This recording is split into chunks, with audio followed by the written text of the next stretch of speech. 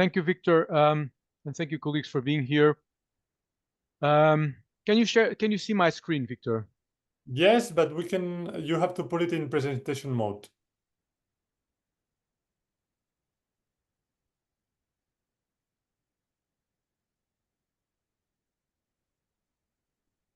Can you see now presentation mode? It's charging. Yes, we can see it very well now. Okay, thank you. So yes, colleagues, thank you very much for being here for your time. I understand it's a bit late in Pakistan already, so we will finish the session on time. As Victor introduced, and can you see my face as well, Victor? Because Yes. I cannot see it. Yeah. All right. Thank you. So as Victor introduced, it's going to be a long week in terms of simulations, and we certainly hope to help you to obviously understand the benefits of simulations, but also to understand how to put them into practice. So just to go back into the planning of the week, we started today with an introduction about the session, and I'm going to deliver you what I was expecting to be a masterclass, but it's going to be also more of a reflection about my experience as an academic in the UK using simulations. So I wanted to convey that experience to you, and based on that, hopefully build your interest around this topic so that we can be more productive in the rest of the week. So as Victor explained in the program that was distributed to you, we will have tomorrow a demo of one simulation. On Wednesday, we will have, you have the opportunity to practice 2 simulations. So and then we will close the week on Thursday.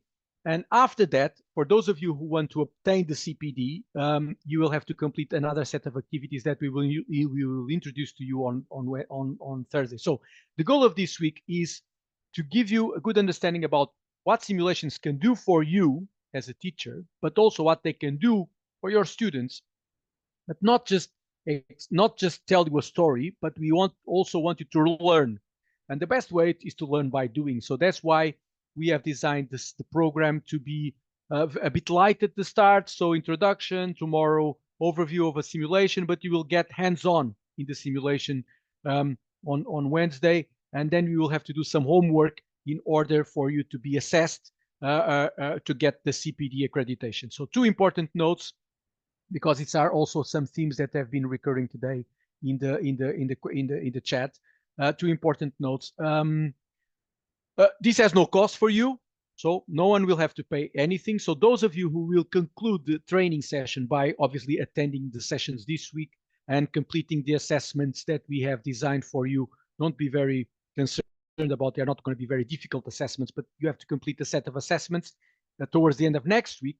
And once after that, we will be marking your work and giving you the CPDs. For every teacher that completes the training, we will give some licenses for the school or the university where you come from in order to practice this simulation. So there will be no cost involved in this process. So that is something that we want to reassure you. The second thing is that we will not be able to test all the simulations in the demo during this week. I understand that some colleagues have more interest in simulations about marketing, international business. Others are looking at operations and supply chain. Others are looking at finance. We will be able to give you free licenses to work with more specific simulations according to your interests after you finish the course. However, due to limitations in terms of capacity and for operational difficulties, we could not create 4 or 5 different demo sessions during this week to cater for all these specific types of simulations. So we have picked up 3 simulations that we think give you a good understanding of the potential of the simulations overall and how they work. And once you master that, don't worry, you'll be able to use simulations that are more specific towards your area of interest, such as entrepreneurship, such as operation and supply chain. Luckily, Company Game has a good portfolio that includes all these subject areas, and hopefully you'll be able to then pick up one that will be more aligned with your teaching interests. So before moving to the presentation, so this is going to be the rest of the session. I hope to contribute a bit of raising your understanding of the difficulties, but at the same time, the challenges and the opportunities that simulations present to us as academics. And I do that in my capacity as an academic. I use simulations for quite a long time for teaching and learning. some of them from CompanyGames, simulations from other vendors I've been using for many years. I am currently Director of Technology and Enhanced Learning at the Bradford School of Management in the UK. So in that capacity, I have a role that basically looks at supporting colleagues across the faculty and across the School of Management. We have about a staff of about 80 colleagues in the School of Management, around 5,000 students in the School of Management. Across the Faculty of Business and Law, we have about 150 members of staff and roughly 7,000 students, including the postgraduate program. So in my capacity, I oversee the adoption of technologies for teaching and learning, not just simulations, but simulations are a big part of that. And I also oversee the quality, or more important than using the simulations is to use them well, both from the students and the staff perspective. So we don't want just to, obviously, they are a nice to have feature, but if we use them in the wrong way, obviously they will not have the impact that we expect. So I bring that, I bring a bit of that experience into this session. Just to move, yeah. So in this session, I will go through some topics about the role of business simulations in education, the main challenges, and how we overcome the challenges by putting simulations into practice in our teaching and learning. So we know that simulations are good in terms of helping us as teachers to deliver content in a more interactive and engaging way for students. We know that. It facilitates our life, although there is a learning curve. So before our life is made easier and before the students actually get a good experience from using the simulations, we need to learn how to use them. And that's why we have set up this program this week, to be sure that at least you get the basics. And don't worry, you will not need to know everything. You will only really learn how to use the simulations when you start learning them in your classroom. But at least we expect to cover some important aspects this week that allow you to be more confident in making that transition from starting or from not using simulations to starting using simulations. I know that some of you already probably have started using simulations, and we can hope also help you to make the best use of those simulations, right? So the starting point is important. That's why we created this program this week, to give you that kind of a boost. If we start right, the simulations will have a good impact, students will like them, and you will enjoy the experience. If they don't start well, or if you don't have the proper support, and that's why I think CompanyGame also offers a very good package in terms of supporting services to help teachers to make the most of their simulations. If you don't get it right from the start, you will not like it, students will not like it, and likely, well, it's not going to be a good experience in the end. So that's what we don't want to happen. So we are not encouraging the use of simulations just for the use of it. You need to know what to do. And indeed, simulations can do a lot of things, but there are things that they cannot do. It's important to understand the limitations, right? They can support the development of the skills that students need, and they are very good at mimicking the real world scenarios so that students can actually understand in practice by role playing as managers of a company. They can understand in practice all those theoretical concepts that we deliver to them in the classroom. So they are very good for that. They are not the only solution for that problem, but they are a very good way to solve the problem and to make the students understand better the things that we try to teach them as teachers, right? So where to start? We need to start, and on purpose, I included this slide from CompanyGame, which seems to be very complex, and it is complex. And why I have introduced this slide on purpose, we need to know what we want to get from the simulation, right?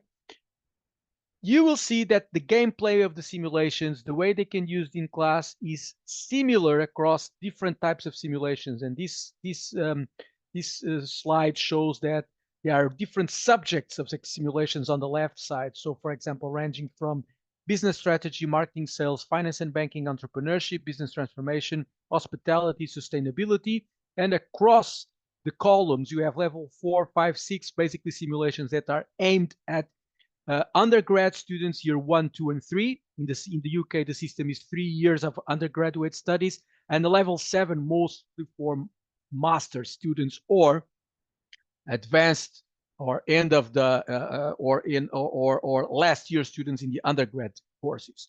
But obviously, what I want to convey with this slide is that we need to know what we want to do with the simulation. So first of all, we need to be sure of what expertise do we want the students to learn. We want them to gain a specific understanding of a specific subject, such as finance, sales, marketing, supply chain, entrepreneurship, or do we want them to gain a broader understanding of how a business is managed, right? Do we want to embed the simulations as part of an extracurricular activity, or we want the simulation to be part of the courses that we deliver to the students? Do we want the simulations to be assessed or not? Or we just want them to be something that students can use to practice and to get some formative feedback? Do we want the simulations to engage students better because we have tried other approaches before and they didn't work well?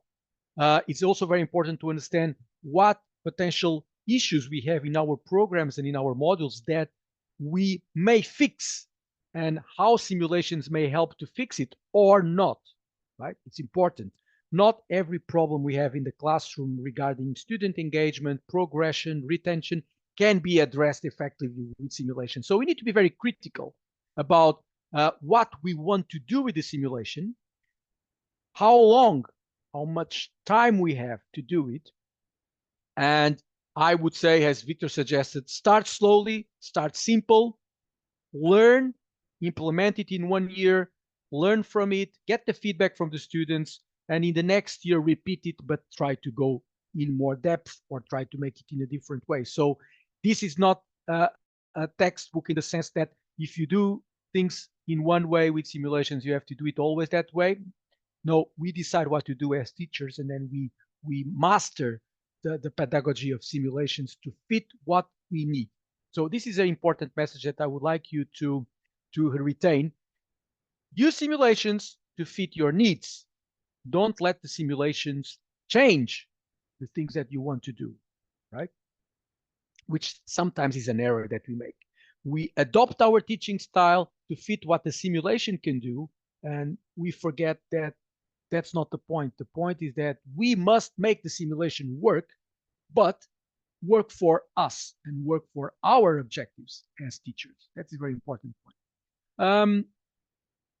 Examples of how we integrate simulations in the curriculum. This is an example that's from CompanyGame, and then I will give you an example of what I'm doing at Bradford. So basically, in this American university, they have used simulations across different subjects. So each subject has a different level of depth and a different level of depth, of course, in terms of students that start in early years. They obviously know less about the specific topic, and after 2 years of studies, or after 1.5, 2 years of studies, they gain more knowledge of that topic, which means that we can actually use different simulations to teach the same module or the same topic across different years. The difference is that the simulations will become more complex. And when I mean more complex, they become more realistic. They mimic in a much better way the real world scenarios compared to a simulation that is a very entry level. So we will obviously look at an entry-level simulation tomorrow so that you all get an understanding of how it works. And then on Wednesday, we will be using the demos of 2 more advanced simulations so that you can see the differences between, and also you can explore a bit by yourself what things you can do with the simulations. From there, it's all a matter of planning and deciding what you want to do with the simulations and how you want to do it. And this is also something that we will deliver as part of the training process. By the end of this program, of course, we expect you to become accredited, to be able to use simulations in your teaching and learning, and to feel more confident in doing so. It doesn't mean that you will be an expert, and trust me, I've been using simulations for 8 years now, and I'm not an expert yet. You will only start to master it once you actually start using it in the classroom. But it's important to have this understanding of where do simulations fit in the context of the program or in the context of a module or a subject in undergrad or in postgraduate studies. This is just an example of a mapping exercise. It's usually before introducing the simulations in the programs, we need to do a proper mapping exercise, which is basically looking at what simulations fit better the needs of the different levels of studies and of the different subjects, and also what simulations fits better what we want to do, how much time we have available, if we want to use the simulations as part of a summative or formative assessment, etc., etc., etc. Just to give you an idea of my experience, for my recent experience at Bradford University in using simulations, we have basically doubled the use of simulations from the previous academic year to the academic year that is starting this September in our school, which means that 2,000 students across our school will have access to simulations. And colleagues from Bradford University are undertaking a similar process that the one we are bringing here to you. Training, learning how to use the simulations, and obviously that will make us more capable of delivering this transformational change in the teaching and learning, because changing from 1,000 students using simulations to 2,000 students is doubling. It means that the double capacity, more colleagues have to be trained, more issues will appear, and of course we need to have a proper framework for that to happen. So this is to show you that we know what we're talking about when we talk about implementing simulations for teaching and learning, not based on CompanyGame's experience and also based on my experience. So we will be supporting you along the way. And even after the program, of course, after the program ends, we will continue in touch and we will be available for you from a collegiate perspective to help you to overcome any difficulties that you may have regarding simulations.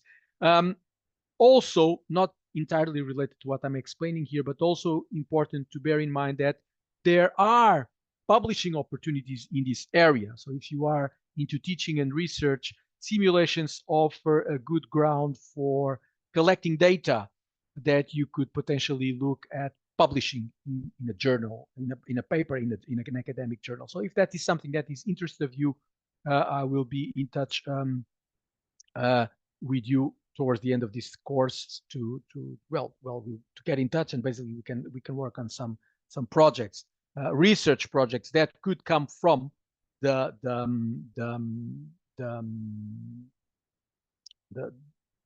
implementation of simulations. So there are some challenges about using simulations. Those challenges, these are not all the challenges, but these are some of the main challenges that you may have implementing simulations. So one of the key challenges is obviously the lack of integration with simulations and the broader curriculum. So the use of simulation has to be strategic. It cannot be just an ad hoc, nice to have feature in the curriculum. It has to be something that it has to be strategically thought, regardless if you use it for one module 1 week, one module 2 weeks, one whole program across different modules. It has to be strategic. So that's something that we need to think about before even starting to use the simulations. Another challenge is simulations are sometimes, and this is a bad practice, used in isolation from other materials and disconnected from learning objectives, which is wrong. They need to be connected with the learning objectives. You must find a simulation that links to what you want to do, right? And for that, that's obviously a learning process. The simulation has to be connected with the learning objectives also from the student's perspective. If they don't see what they are going to learn by using the simulation, they will not get the benefit from it, or they will not put effort into learning from it, right? So it's important for us also to let students understand why and how we think simulations will be good for their experience. So we could say, well, we make them mandatory and students will have to play with the simulations. Well, that's the easy way to fix something that in the end is not going to be fixed. We have to engage them with the process. Otherwise, if they're not engaged and if they don't understand what the value of the simulation might be, then they will not engage with it. If they don't engage with it, it's unlikely that they will benefit from it. Other error that we usually make in academia is that simulations lack real world context. It doesn't mean that they are not realistic. It just means that the way we teach them doesn't allow students to make that bridge between theory and practice. So that's why when we use simulations for teaching, it's important that we explain students what they will do in the simulation, and it's not a one-size-fits-all approach. Just because simulations allow students to make decisions. It's up to us to explain to them what decisions we want them to focus on, how we want them to learn the simulation on a step-by-step basis. It's very important that we support them and that we also, that's why it takes time, again, from the student's perspective, to learn the simulations and to use the simulations. And it's up to us to make them understand how we want them to practice in the simulation, the context, the concepts that we taught them in the classroom, right? It's not just as I've seen colleagues doing wrongly. We teach something to the students, we give them access to the simulation, we let them play in the simulation, and we expect them to learn something from it. No, it's the wrong way. They will not learn from it, they will not understand it, and they will just drop it. And they will prefer to continue to use other apps on their mobile rather than learning with the simulation. So we need to be engaged and explain to students at all stages what we expect them to get from the simulation. There is a challenge regarding the learning curve. Yes, there is a learning curve. That's why in this week's training program, we expect to accelerate that learning curve from you so that you feel a bit more prepared to start using the simulations. It doesn't mean that you will be ready for it at the end, but you will be better prepared than compared to when you started. It takes a bit of effort, but trust me, once you overcome the challenges of using the simulation for your first time in the module, in the training session that you have with your students, you will feel more comfortable. And then you will also see the benefits of time management. It takes a bit of time at the start, but in 3-4 months from now, you will see that the simulation exercise is something that is relatively easy and straightforward to integrate in your teaching. It will actually allow you to explore perhaps different things in your teaching that you never thought would be possible. And you will see that it will become easier as you move on. It's right, learning how to ride the bicycle. It takes time, but once you learn how to ride the bicycle, you'd never forget about it. And it's actually very good and pleasant experience. It's a bit of the same with simulations. Measuring student performance and learning outcomes in simulations can be complex. So this is an area that requires also, obviously, further attention is how you, if you want to use simulations for assessments, how do you actually make that happen in the simulation? So that's something that is also covered in the course. There are multiple ways of doing that. There is not one way that works 100% well. There are ways that work better than others, and I will be happy to share some insights on that towards the end of the course regarding some personal and other things that I've learned about how to make these simulations, better use of simulations for teaching and learning. So yes, there are challenges.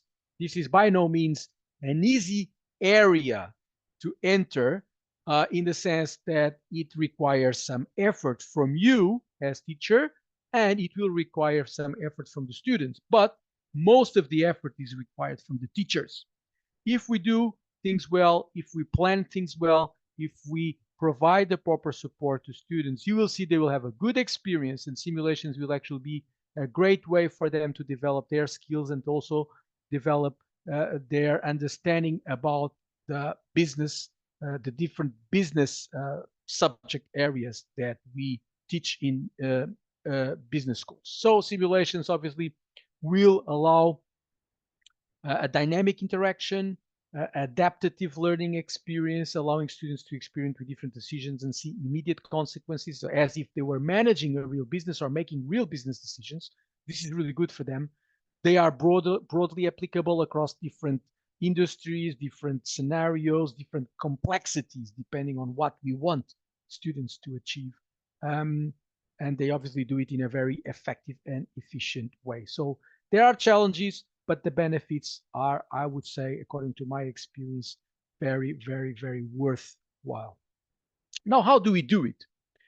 That's the different part, right? So first we start by, obviously this is something that we're going to do tomorrow. You start by learning about how to use a simulation as if you were a student, right? This is what you're going to do this week.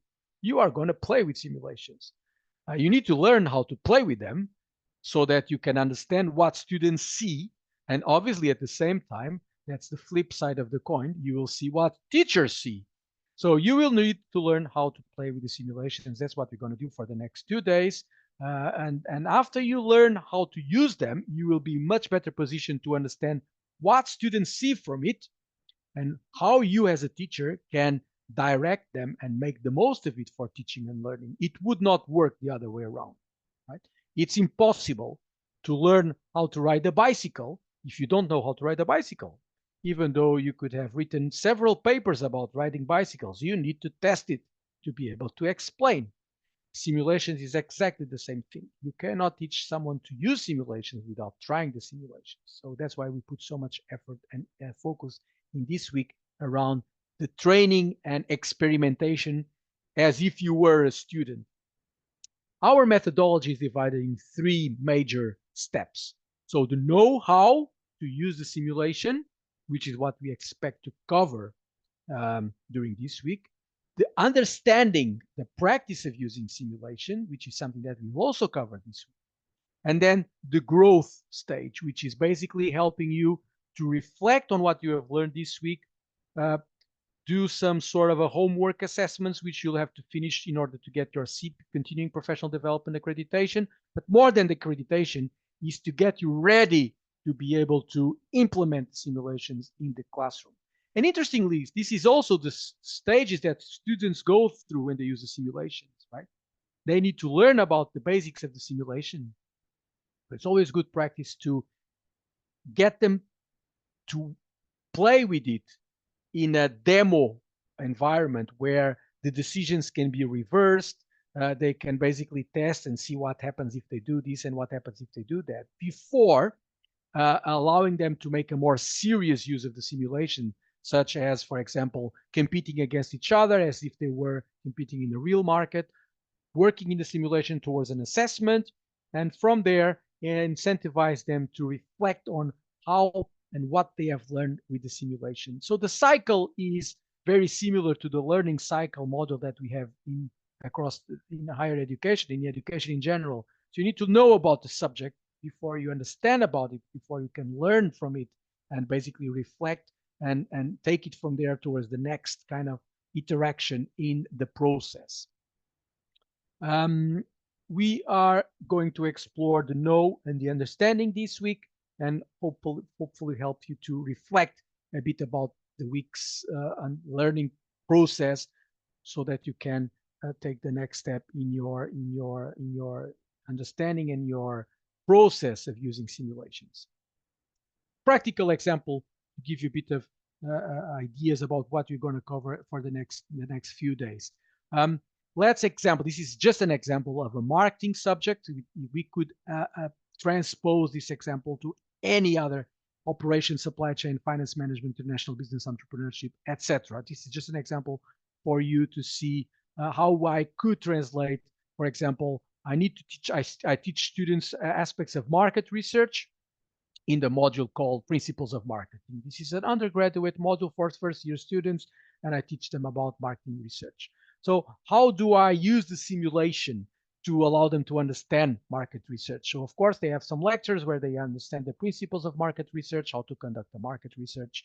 I can deliver that through a micro teaching session or sessions with different areas of market research so that they understand the topic in more depth. I can cover that with a case study, which is here on the right side, from a company that they know, and explain to them how that company did it in practice by how that company did implement a marketing research. And I can also bridge that theoretical gap with practice and say, now you're going to conduct a market research. Of course, I could ask students to go out and conduct some market research about the market opportunity or a business opportunity that they choose, or I can allow them to go into the simulation and analyze the data. Some of these simulations are very wealthy in terms of the data that they have in the simulation. And I would ask them to conduct a virtual market research, basically use that data as if this is real world data and come up with your own understanding about the simulated market based on the data that you get from the simulation. So this is an example of students can actually use the simulation, not just to play, right? In this example, they don't play, but they analyze information that is already available for them from a virtual company or a virtual organization that has been set up in the simulation. Let's say that I have just another example here. Let's say that in the next couple of weeks, I teach the students some concepts about segmentation, targeting, and positioning. So part of the marketing mix. So of course, I can use micro teaching to inform how I pass this theoretical knowledge to the students. I can use some case studies here on the right side, such as the Nike one, how big brands did it. Students usually like to learn from, right, of course, they like to learn from these big brands that they know, but I can say, now you're going to practice it. You are going to practice your own marketing mix strategy around segmentation, targeting, and positioning for a specific product using a simulation. So you're going to make product decisions in the simulation as if you were actually launching a product on the market. The only difference is that this is a simulated market, which means that you can make mistakes and you will not put at risk a real company or real work or real jobs, but you can still learn, and basically you can see how the market will react to your decisions. So this is a more in-depth use of the simulation, whereby students can actually do it in a competitive mode or in non-competitive mode. They can compete in the sense that they can interact with the market or with the simulation, and from there the simulation will return results. Simulation simulates a market behavior, and from there students may reflect a bit deeper if this was the right decision or not. What could I have done differently if I were to be able to make these decisions again? So these are just two examples, and we will cover many more in the next coming days about how we can actually translate theoretical knowledge about a topic into practical activities in the classroom that are more or less conventional, like micro teaching, case studies, other experiential learning activities that we can do. And simulation is one of experiential learning activities that we can actually put into practice. So there is always a way to use the simulation in the classroom, as long as we know what we want the students to get from it, and as long as we know what result we want, right? Regarding AI, artificial intelligence, and this is because there's not just because, but there's already a question here about that, and I will address that. Have you integrated and are considering integrating AI-based agents in simulation? So I almost imagine this question will come, Dr. Atta Musawir, and here's the answer for you. Yes, we did. We actually been working on that for a long time, and we are now in a very good position to say that our simulations, and I know that other simulations on the market, but our simulations make a very good use of AI in two ways. And I think that Victor may be able to explain that in depth tomorrow. So no, if you want, I can show the video presenting this area. We still have some minutes until the end, so yes, let me just wrap it up here, and then you can present the video. Perfect. We do allow simulations or AI embedded in simulations to allow two things. One thing is to allow students to understand the complexity of the data that they are presented to, because the more complex the simulation is, the more data they will have to digest to understand what's happening in the real business or in the simulated business. And of course, AI helps them to distill what information they should focus on, and also helps them to figure out what did they do right or what did they do wrong when they've entered some decisions in the simulation. But that's not just about that. It's also about allowing teachers to understand what's going on. So for example, if you run a simulation exercise with a classroom of, let's say, like I have at Bradford, 100 students running the same simulation, they all enter decisions in the system, and the simulation reports, well, and then they will have to, the simulation processes those decisions and gives them the results. As a teacher, I would like to know who is doing what, or I would like to understand better who is doing what and where are the issues arising, and what students are performing well, what students are performing worse, and what patterns are happening in the gameplay. Why do I need to know that? Because it would point me towards things that maybe I need to emphasize in the classroom. It would suggest me things that I thought would be probably being apprehended by the students, but they just didn't get it, which means that I may need to look at the data about what's happening in the simulation to inform or to fix things that I thought would not be an issue in terms of what I was explaining students. But how to do it in a classroom with 100 students making 100 decisions in different rounds. It's obviously a lot of time consuming and potentially impossible to do. So AI will also allow me to, if I want still to do that in-depth analysis by myself, I can do it, but AI will allow me to distill the meaningful information from what the students are doing in the simulation. And from there, it will be much easier for me to focus on the right things that I should pay attention to. So we are using AI in these two fronts. So this is something that we will be available for you in these simulations. And because we are close to the end of the session, even though we had a bit of delay at the start, we like to keep things punctual. And because it's also 5 p.m. in Pakistan, it's more than time for you to go home back to your families for what has been a busy day for you. So we will continue tomorrow with the session to start giving you this understanding about how simulations work as a demo, not before showing you my availability to answer some questions if you want to type here in the chat, or just to switch on the microphone and allow me and ask them. And I will allow Victor to just show you a quick video around the AI bit that we are implementing in the simulations right now, so that you can also have that kind of it works as an appetizer for the rest of the week and for the rest of the sessions that we expect you we expect to motivate you to continue to attend these sessions until the end of the week, at least, hopefully.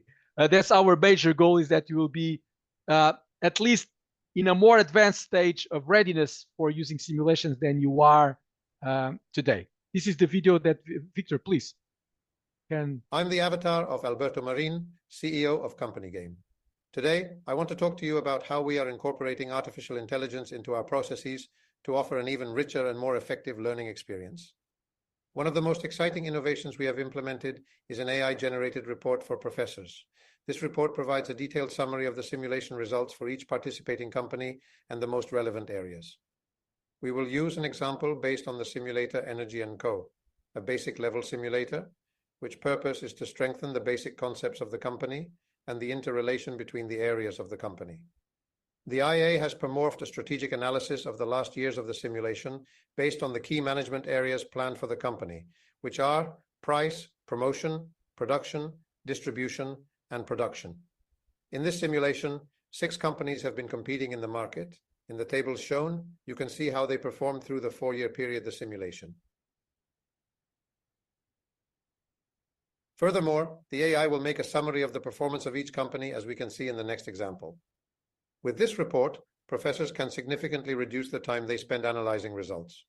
The AI analyzes the data and presents key insights through an avatar, allowing professors to focus on adding more value to the students' learning process.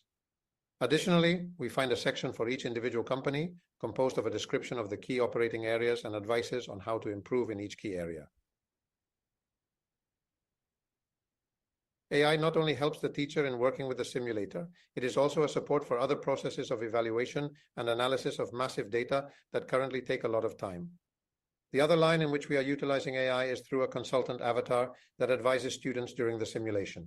This avatar is connected to the student's database and the simulator's data. Let's see how this works in our basic level simulator, Energy & Co. This simulator allows students to manage a company in the energy drink industry, making strategic and operational decisions. In Energy & Co., the avatar can help students analyze market data, evaluate the performance of their strategies, and make informed decisions to improve their results. Being connected to the simulator's database, the avatar can provide advice based on real and real-time data. With these innovations, at CompanyGame, we aim not only to facilitate the work of professors, but also to enrich the learning experience of students. By reducing analysis time and providing personalized advice, we can focus on what matters most, developing critical skills for business success. Thank you for your attention. If you want to learn more about our simulation solutions and how we are transforming business education with AI... So Victor, I think that we could have some final remarks for the session today, and obviously inform about what's going to happen tomorrow. I think the link is going to be the same. Maybe you want to wrap it up. Yes, exactly. No, the link is going to be the same. We are going to try to send you today today for us during the afternoon. You will receive it tomorrow morning.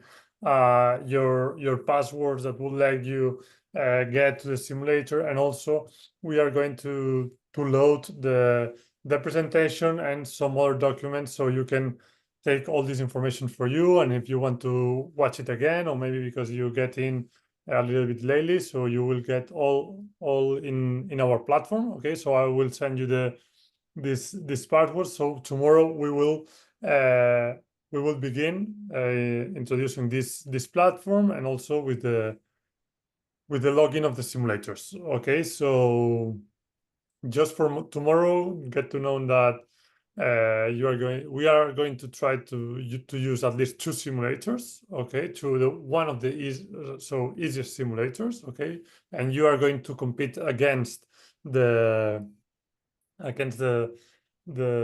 simulator. Okay, the competitors, but we are going to be able to show a full ranking of all the participants. So I hope you come with a lot of expectations for tomorrow, and I think we will get a very good session. Okay. So for me, that's all. Am I audible? Sorry? Am I audible? Can you hear me? Yeah. Yes, Professor. Yes. Okay. Thank you very much, Mr. Victor and Dr. Nono. It was, of course, very impressive and informative session. And I'm very much eager to learn more tomorrow onward, and of course, many other faculty members across Pakistan. So we are anxiously waiting for tomorrow, 3 p.m. PST. Let's meet again at tomorrow, 3 p.m. Pakistan Standard Time. Thank you very much. Okay. See you all tomorrow. Thank you very much. Thank you. Bye. See you tomorrow. See you tomorrow. See you.